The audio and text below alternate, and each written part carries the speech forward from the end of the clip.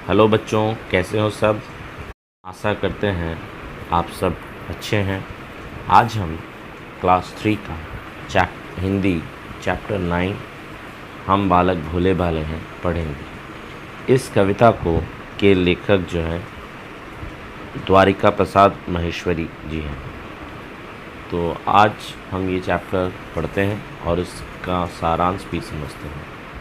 हम बालक भोले भाले हैं, केवल पढ़ने की चाह हमें, आगे बढ़ने की चाह हमें, ऊपर चढ़ने की चाह हमें, अपनी धुन के मतवाले हैं। हम बालक भोले भाले हैं। तो हम बालक भोले भाले हैं, इस पंक्ति में कवि द्वारिका प्रसाद महेश्वरी जी ने क्या कहा है। जो बालक हैं वो भोले भाले हैं। बालक का मतलब बालक बालिकाएं सभी हैं। तो ये बालक भोले भाले हैं, केवल पढ़ने की चाह है। इन्हें केवल पढ़ने की चाह है और पढ़ने से क्या होगा, आगे बढ़ने की चाह है। ऊपर चढ़ने की चाह है। ऊपर चढ़ने का मतलब आगे बढ़ना, आगे और प्रगति करने की चाह है। ठीक है, ऊपर चढ़ने का मतलब है प्रगति करने का चाह, विकास करने की चाह। अपनी धुन के मतवाले हैं। तो ये जो बालक भोले भाले हैं ये अपने ही धुन में रहते हैं। इन्हें किसी की परवाह नहीं।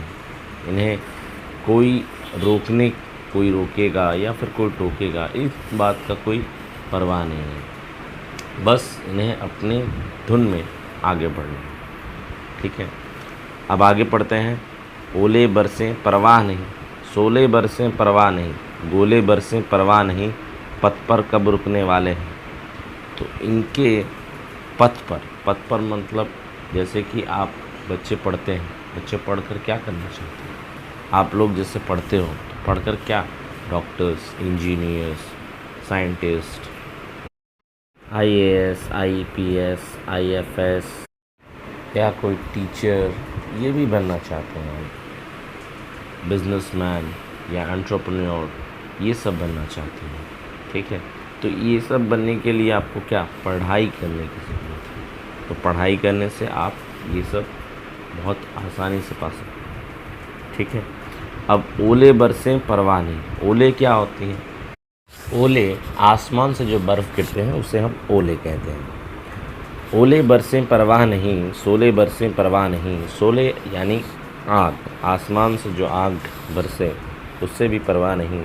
गोले बरसे परवाह नहीं। गोले यानी क्या होते हैं। गोले बड़े बड़े पत्थर भी हो सकते हैं या फिर बम भी हो सकते हैं, तो वो भी बरसे परवाह नहीं। पथ पर कब रुकने वाले हैं। तो चाहे कुछ भी हो जाए लेकिन हम अपने लक्ष्य की तरफ बढ़ते रहेंगे।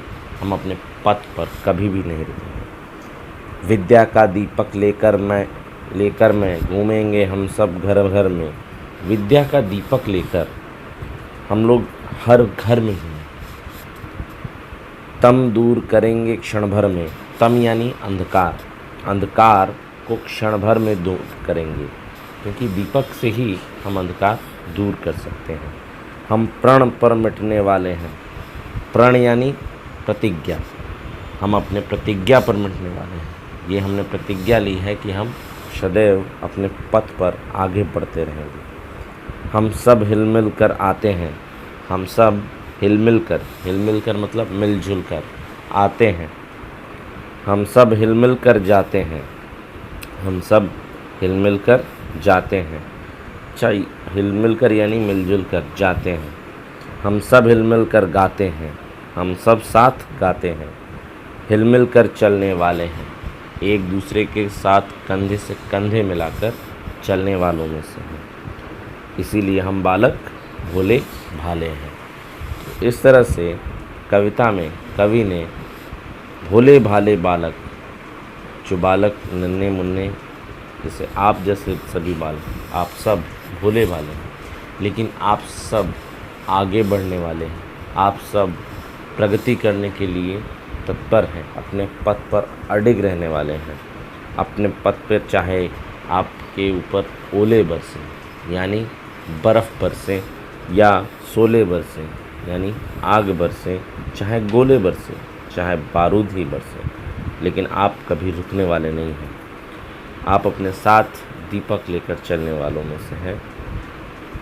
सभी घर पे आप दीपक यानी विद्या का दीपक, विद्या यानी ज्ञान, ज्ञान का दीपक जलाकर अपने आसपास सभी जगहों से अज्ञानता का जो अंधकार है उसे दूर करने वाले हैं।